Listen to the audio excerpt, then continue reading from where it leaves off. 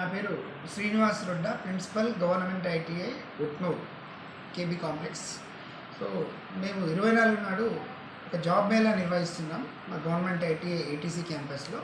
So ఈ job మేళాకి ముఖ్యంగా SSC passed and inter, degree and ITI passed పిల్లలందరికీ కూడా మేము ఇక్కడ జాబ్ మేళా నిర్వహిస్తున్నాం.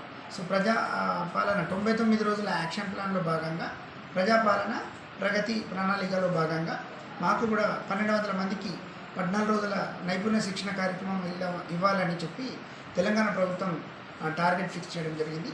సో ఆ టార్గెట్లో భాగంగా మేము మొదటి బ్యాచ్లో 165 మందికి శిక్షణ ప్రారంభించాము.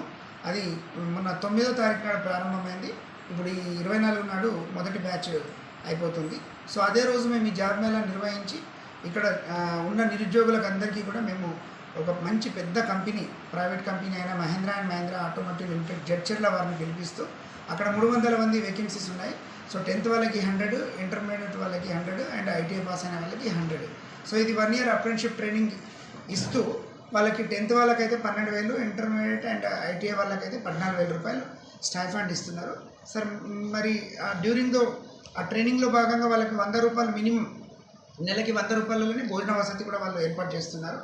మరి ఈ ట్రైనింగ్ని వాళ్ళు 1 year సక్సెస్ఫుల్గా చేసుకున్నట్టయితే మళ్ళీ వాళ్ళకు కాంట్రాక్ట్ మోడ్లోకి ఆ కంపెనీలో డైరెక్ట్ ఎంప్లాయ్మెంట్ కూడా తీసుకొని స్టార్టింగ్ ఒక 20,000 నుంచి స్టార్టింగ్ శాలరీ ఇవ్వడానికి వాళ్ళు సిద్ధంగా ఉన్నారు.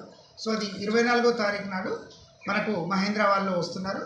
సో దయచేసి జిల్లాలో ఉన్న యువకులు ఎవరైతే ఉద్యోగం కావాలి, నేను ఒక మంచి సంస్థలో ఉద్యోగం చేయాలని భావిస్తున్న వాళ్ళందరూ కూడా ఆదిలాబాద్ జిల్లాలో ఉన్న యువకులు SSC, intermediate and ITI degree pass అయిన విద్యార్థులు ఈ అవకాశాన్ని సద్వినియోగపరచుకోవాలని చెప్పి ప్రిన్సిపల్గా నేను కోరుకుంటున్నాను.